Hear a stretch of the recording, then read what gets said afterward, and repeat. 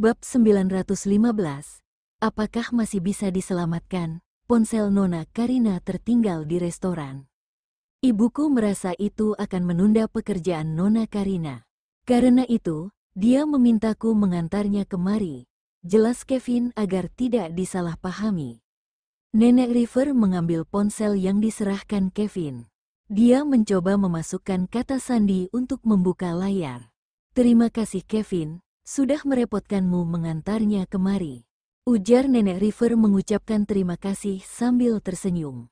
Kemudian berbalik menghadap Karina dengan wajah galak dan marah. Ceroboh, ambil nih ponselnya. Kevin, perlakuan Nenek Karina sangat berbeda.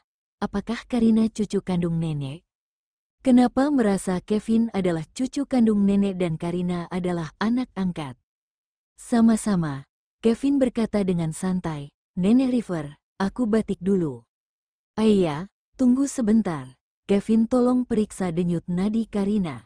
Beberapa hari yang lalu dia baru saja masuk rumah sakit. Setelah keluar dari rumah sakit, dia tidak pergi untuk pemeriksaan ulang sampai sekarang. Pinta Nenek River menariknya. Kevin melirik sosok ramping yang duduk di sofa dengan punggung menghadap mereka. Setelah terdiam beberapa detik, baiklah, jawab Kevin menyetujuinya.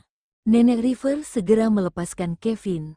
Dia berjalan ke hadapan Karina. Dari pagi sampai malam hanya tahu main HP.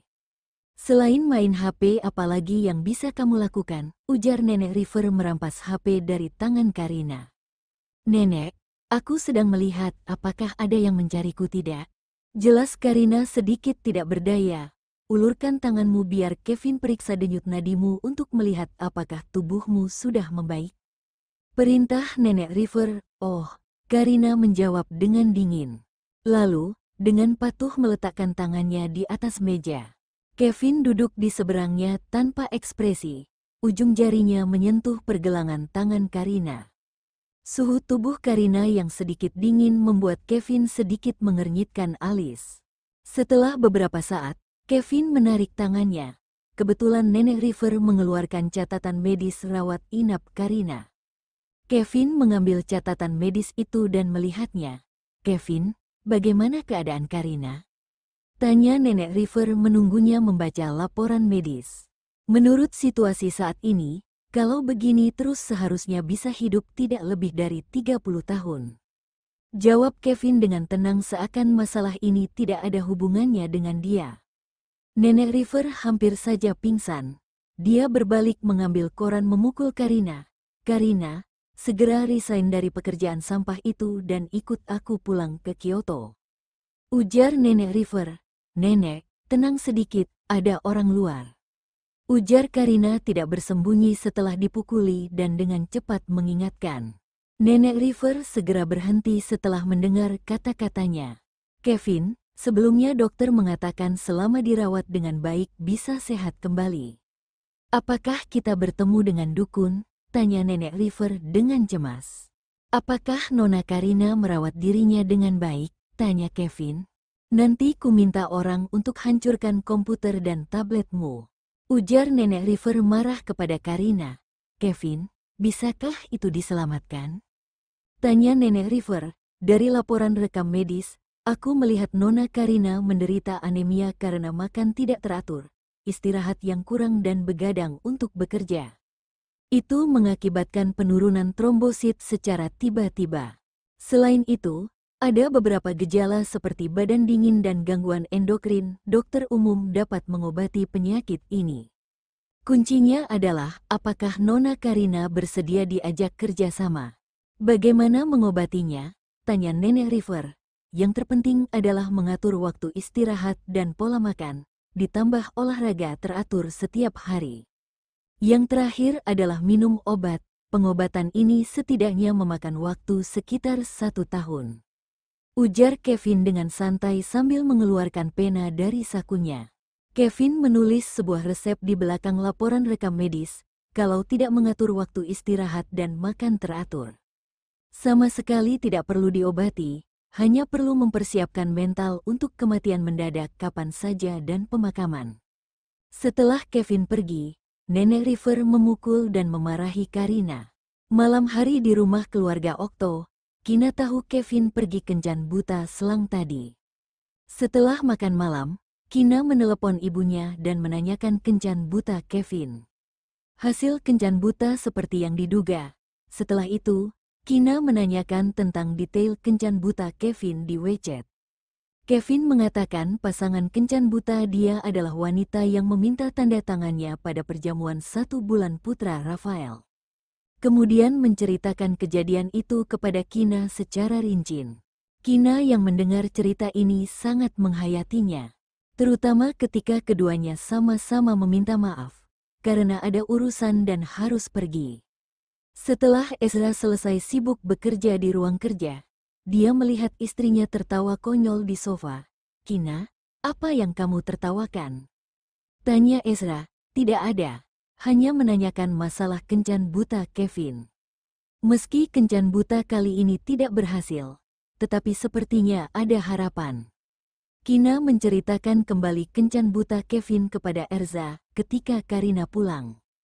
HP-nya tertinggal di restoran. Setelah itu, ibu meminta Kevin mengantarkan HP ini ke Karina. Setelah itu, Nenek River meminta Kevin memeriksa denyut nadi cucunya. Kondisi tubuh Karina tidak terlalu baik. Kevin meresepkan obat untuknya. Sebagian besar orang yang bekerja di bidang penulisan naskah dan pembuatan komik memiliki beberapa penyakit di tubuh mereka. Duduk terlalu lama, kurang bergerak, sakit pinggang, tulang leher bungkuk, bahu kram dan yang memiliki kontrol diri yang buruk disebut sebagai pemicu kanker. Terkadang karena mereka sering begadang dan yang menyebabkan gangguan endokrin. Karina adalah contohnya. Konon kabarnya setiap bulan di akhir bulan, Karina harus lembur selama beberapa hari berturut-turut dan hanya tidur selama 3 atau 4 jam sehari. Tidak lama setelah dia selesai dengan pekerjaannya, dia dilarikan ke rumah sakit. "Kina, kamu ingin Kevin dan Nona Karina pacaran?" tanya Ezra tiba-tiba. Ezra menarik Kina dari sofa, membiarkan Kina duduk di pangkuannya. "Apakah kamu punya cara?" tanya Kina menatapnya dengan heran dan terkejut. "Pemikiranmu terlalu rumit, jual saja Kevin kepada keluarga River," ujar Ezra tersenyum. "Bagaimana menjualnya?" tanya Kina penuh semangat. Kina tidak merasa bersalah menjual saudaranya sendiri, sebaliknya terlihat sangat bersemangat. Kevin memang pintar dalam hal medis tapi dia pasif dalam hal lain. Lebih baik mereka yang mendorong Kevin. "Mau tahu mana hadiahnya?" ujar Ezra menatapnya. Kina langsung memegang wajah Ezra. Dia mencium bibir tipis dan pipi Ezra, seperti ayam mematuk nasi dengan cepat.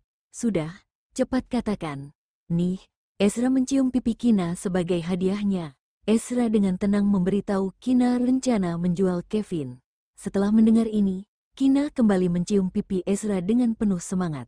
"Ezra, kenapa kamu pintar sekali sampai bisa memikirkan cara sebagus ini? Sekarang juga aku telepon ibu dan beritahu dia rencana ini." Bab 916, tinggal bersama, pukul 8 pagi. Karina masih tidur. Tetapi bel pintu rumahnya berdering sangat berirama.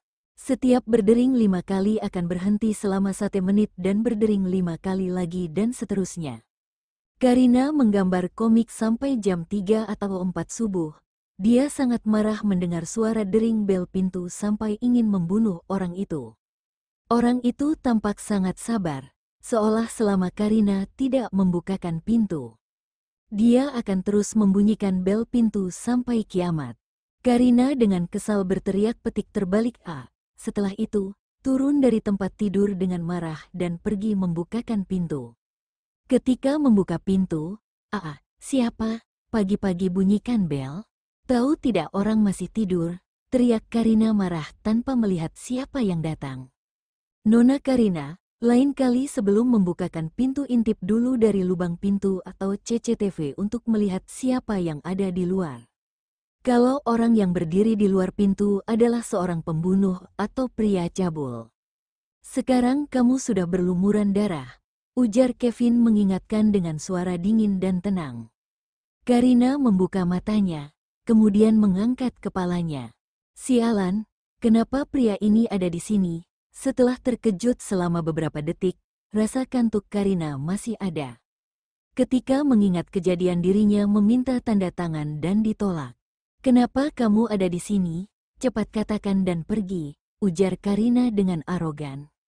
Mulai hari ini, aku akan menjadi ahli gizimu sampai tubuhmu membaik. Ujar Kevin menarik koper masuk ke dalam rumah. Apa? Ahli gizi? Kenapa dia tidak tahu? Aku tidak perlu ahli gizi. Tolong segera kembali ke asalmu, ujar Karina buru-buru berlari ke depannya dan menghalangi jalannya. Kevin menundukkan kepala, menatap matanya yang membara. 3 detik kemudian, Nona Karina, rambutmu sedikit berantakan dan ada kotoran di sudut mata kirimu. Itu pasti karena kamu kurang tidur sampai matamu seperti panda dan bengkak. Kondisimu sekarang ini seperti tidak terawat. Kurasa kamu harus cuci muka dan sikat gigi dulu sebelum bicara denganku. Ujar Kevin berkata dengan santai. Sekali lagi ini menjelaskan tentang penampilannya yang berantakan. Karina, sialan berani tidak mengatakannya lebih halus sedikit? Apakah boleh mengatakan wanita yang baru bangun tidur memiliki kotoran di sudut matanya? Hah, ini berkahmu dapat melihat penampilanku yang tidak terawat. Karina tersipu malu dan berusaha mengontrol ekspresinya. Semoga aku keluar nanti tidak melihatmu lagi. Setelah selesai menggertakkan giginya, Karina kembali masuk ke kamar tidur. Begitu Karina kembali ke kamar, HP-nya berdering. Dia melihatnya sekilas dan ternyata panggilan dari nenek. Karina menarik napas dalam-dalam. Setelah emosinya tenang, "Nenek, ada apa telepon pagi-pagi?" Tanya dia dengan nada tenang. "Nenek pelupa, seharusnya masalah ini nenek sampaikan padamu kemari. Nenek sudah tua, ingatan nenek tidak baik. Mulai hari ini Kevin akan menjadi ahli gizimu dan tinggal di tempatmu. Kamu harus mendengar kata-katanya," ujar nenek dengan serius. "Tinggal bersamanya, nenek," Karina berteriak dan pura-pura ketakutan, "tinggal di tempatku? Nenek tidak khawatir orang asing tinggal di rumahku? Bagaimana kalau tengah malam dia menjadi liar dan menyakitiku? Atau dia tiba-tiba memotongku? Nenek, kamu tidak tahu, mahasiswa kedokteran itu tidak boleh diganggu. Ada seorang gadis mahasiswa kedokteran memotong pacarnya sebanyak 2-3 potong. Dokter hebat selevel Kevin mungkin bisa memotongku sebanyak 100 potong. Kemudian mengobatiku dan memotongku lagi." Nenek River terdiam. Dia tidak berbicara untuk sementara waktu. Karina berpikir dirinya berhasil membujuk nenek untuk menghilangkan gagasan membiarkan Kevin tinggal bersamanya dan menjadi ahli gizinya. Tetapi ketika mendengar kata-kata nenek selanjutnya, "Kalau sudah tahu Kevin tidak boleh diganggu, patuhi perintahnya dan jangan melawan, mengerti?" Karina tercengang. "Apa?" Karina terdiam sambil mendengar kata-kata nenek. "Kalau kamu tidak ingin Kevin menjadi ahli gizimu, segera pulang ke Leicester bersamaku besok. Aku sudah tua tidak bisa mengaturmu, biarkan kakak-kakakmu yang menjagamu. Aku belum memberitahu mereka tentang dirimu yang dirawat inap. Sebentar lagi aku akan memberitahu mereka masalah ini. Aku yakin mereka akan dengan senang hati membawamu kembali ke Kyoto." Ujar nenek River. Jangan, nenekku mohon jangan beritahu kakak." Pinta Karina buru-buru memohon belas kasihan. Susah payah Karina melepaskan diri dari omelan kakak-kakaknya dan melakukan pekerjaan yang dia sukai. Dia tidak ingin dikendalikan lagi. Kalau tidak ingin pulang ke Kyoto, dengarkan apa yang dikatakan Kevin dan patuhi semua pengaturan Kevin untuk merawat tubuhmu. Ujar nenek River dengan tegas. "Nenek, apakah kamu tidak mencintaiku lagi? Apakah aku bukan cucu kesayanganmu lagi?" Tanya Karina pura-pura menangis. Nenek River belajar banyak dari masa lalu. Nenek mau jalan-jalan tidak mengobrol denganmu lagi. Dengarkan apa yang Kevin katakan kalau tidak mau dipotong. Kalau itu terjadi nenek tidak bisa menolongmu. Ujar nenek River takut hatinya lembut lagi. Setelah itu, panggilan berakhir. Karina membelalakan mata menatap ponselnya dengan bingung. "Sialan," Karina ingin menakuti nenek dengan mengatakan Kevin akan memotong dirinya. Alhasil malah dirinya yang ditakut-takuti oleh nenek. Meski nenek River mengatakan begitu, tetapi hati nenek cemas ketika mengingat perkataan cucu perempuannya bahwa dokter memotong orang. Karena itu dia pergi mencari Ibu Kina.